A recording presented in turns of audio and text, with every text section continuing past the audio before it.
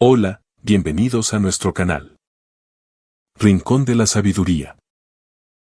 Hoy veremos la vida e historia del gran conquistador del mundo antiguo, desde su nacimiento, juventud, campañas y su crueldad contra algunos pueblos durante sus conquistas.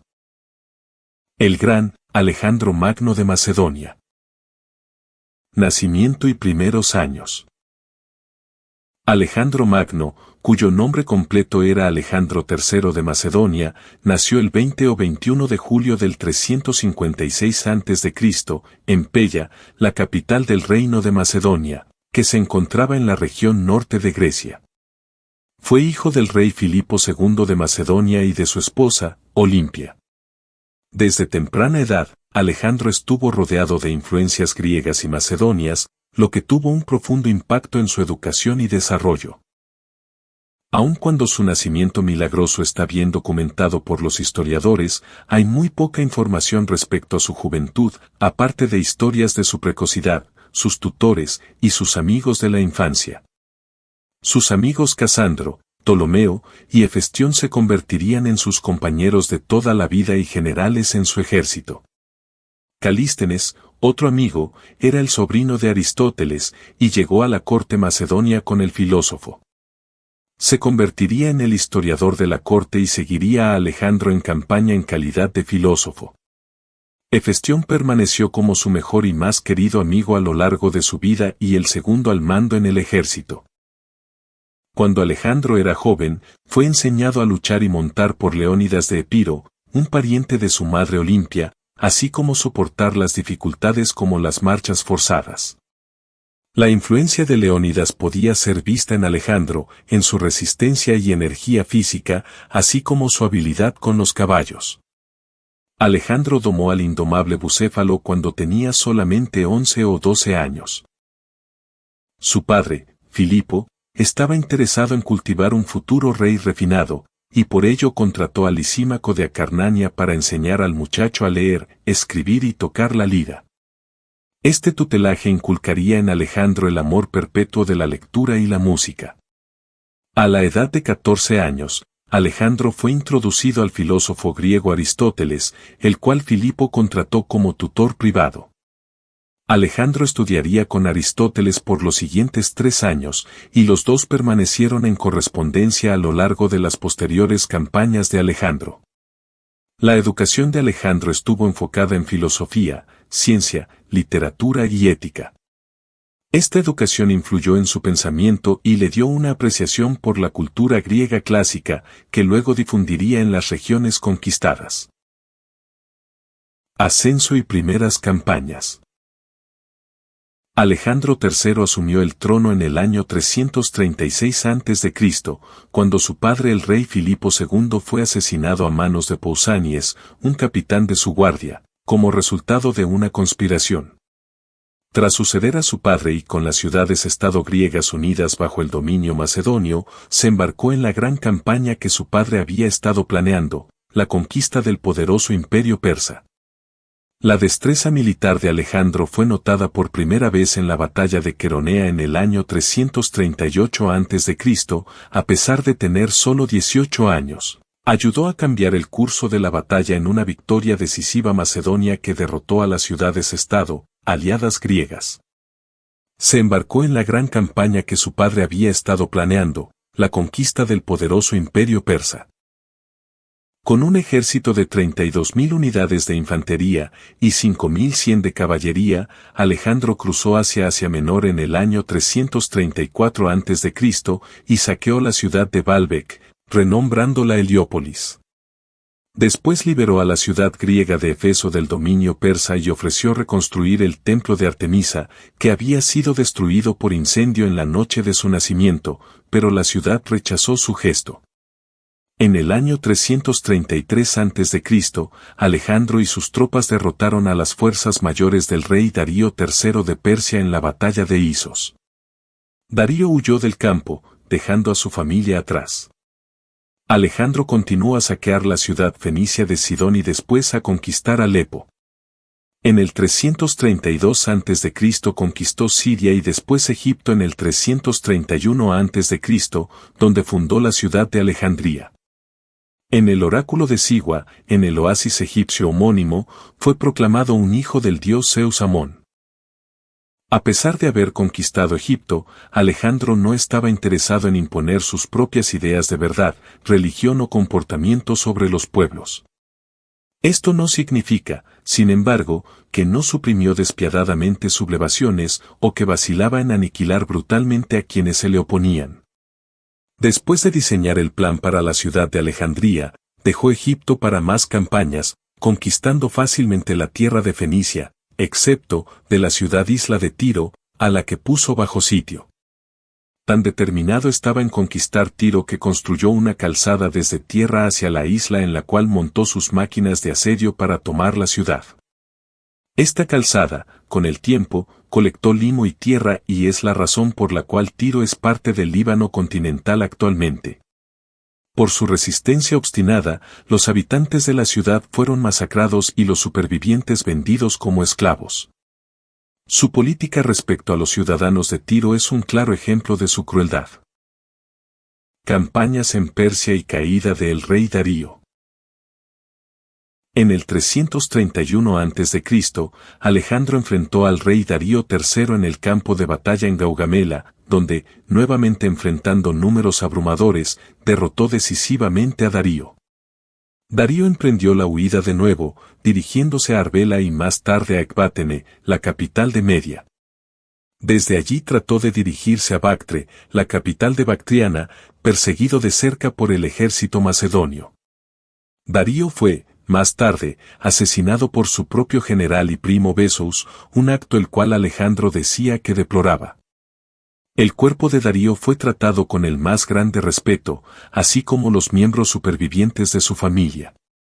Alejandro se autoproclamó rey de Asia y continuó en su marcha hacia la gran ciudad de Susa que se rindió incondicionalmente sin resistencia. Desde Susa, Alejandro marchó a la ciudad de Persépolis, donde, en el 330 a.C., inició un incendio que destruyó el palacio principal y la mayor parte de la ciudad como una revancha por el incendio de la Acrópolis en la invasión persa de Jerjes a Grecia en el 480 a.C. Dejando Persépolis en ruinas y llevándose los vastos tesoros, marchó hacia Bactria y Sogdiana a las que conquistó fácilmente. En el 329 a.C., fundó la ciudad de Alejandría Escate en el río Yaxartes, destruyó la ciudad de Sirópolis y derrotó a los escitas. Alejandro fundó varias ciudades con su nombre durante este tiempo para incrementar su imagen pública de Dios y adoptó el título de Shahan-Shah, Rey de Reyes, usado por los gobernantes del primer imperio persa. Para mantenerse en este estatus, Alejandro introdujo la costumbre persa del prosquinesis al ejército, forzando a aquellos que se dirigían hacia él en arrodillarse primero y besar su mano. Campañas en la India y motín. En el año 327 a.C., con el imperio persa firmemente bajo su control y recién casado con la noble bactriana, Roxana, Alejandro dirigió su atención a la India. Habiendo escuchado de las hazañas del gran general macedonio, el rey indio, Onfis de Taxila, se sometió a su autoridad sin luchar, pero las tribus, Aspacioi y Asaquinoi se resistieron fuertemente.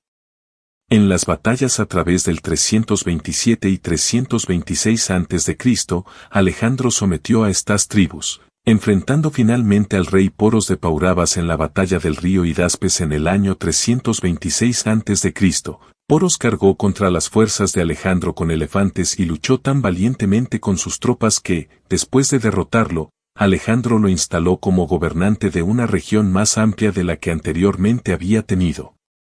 El caballo de Alejandro, Bucéfalo, fue muerto en esta batalla, y Alejandro nombró una de las dos ciudades que fundó después de la batalla Bucéfala en su honor. Alejandro pretendía continuar su marcha y cruzar el río Ganges hacia más conquistas, pero sus tropas, cansadas por la dura batalla con el rey Poros, se amotinaron y se negaron a avanzar más. Alejandro intentó persuadir a sus hombres de continuar, pero, fallando en ganárselos, finalmente se apegó a sus deseos. Dividió su ejército en dos, enviando una mitad de vuelta a Susa por mar bajo el mando del Navarca Nearco, a través del Golfo Pérsico, y marchando la otra mitad a través del desierto de Gedrosia. Aún, se detuvo en su marcha para someter a aquellas tribus hostiles que encontró en el camino. El terreno duro del desierto y los enfrentamientos militares hizo gran mella en sus tropas y para el tiempo que alcanzaron Susa en el 324 a.C., Alejandro había tenido considerables pérdidas. A su regreso, encontró que varios de los sátrapas a los que les había confiado gobernar habían abusado de su poder y los ejecutó, de igual manera a aquellos quienes habían vandalizado la tumba de Ciro el Grande en la vieja ciudad capital de Pasargada. Ordenó que la antigua capital y la tumba fueran restauradas y tomó otras medidas para congraciarse e integrar su ejército con las personas de la región y fusionar las culturas de Persia y Macedonia. Alejandro celebró un matrimonio masivo en Susa donde casó a miembros de su alto mando con nobles persas. Varios de sus tropas se opusieron a esta fusión cultural y criticaron cada vez más su adopción de los modales y vestimenta persa que lo había afectado desde el 329 a.C. Se opusieron aún más a la promoción de persas sobre macedonios en el ejército y a la orden de Alejandro de mezclar unidades persas y macedonias. Alejandro respondió nombrando persas a posiciones prominentes en el ejército y otorgó títulos y honores tradicionales de Macedonia a unidades persas. Sus tropas retrocedieron y se sometieron a los deseos de Alejandro. En un gesto de buena voluntad, éste regresó los títulos a los macedonios y ordenó un gran festín común en el que cenó y bebió con el ejército. Ya había abandonado la costumbre del prosquinesis en deferencia a sus hombres, pero continuó comportándose como un rey persa, en lugar de macedonio. Alrededor de este tiempo, en el año 324 a.C., su amigo de toda la vida y segundo al mando, Hefestión, murió de una fiebre, aunque algunos reportes sugieren que pudo haber sido envenenado. Los reportes de los historiadores sobre la respuesta de Alejandro a este evento concuerdan universalmente en que su dolor era insoportable. Plutarco afirma que Alejandro masacró a la tribu Cosaei de un pueblo cercano como sacrificio a su amigo, y Arriano escribe que mandó ejecutar al doctor de Hefestión por fallar en curarlo. Los crines y las colas de caballos fueron cortadas como señal de luto, y Alejandro rechazó en promover a otro a la posición de Hefestión como comandante de la caballería. Se abstuvo de la comida y la bebida y declaró un periodo de luto a través del imperio, así como ritos funerales usualmente reservado para un rey. Muerte de Alejandro y división del imperio. Al recuperarse de la muerte de Hefestión, Alejandro regresó a sus planes de expandir su imperio pero nunca llegaría a realizarlos. Murió en Babilonia a la edad de 32 años, el 10 u 11 de junio del 323 a.C. Después de sufrir de fiebres altas por 10 días.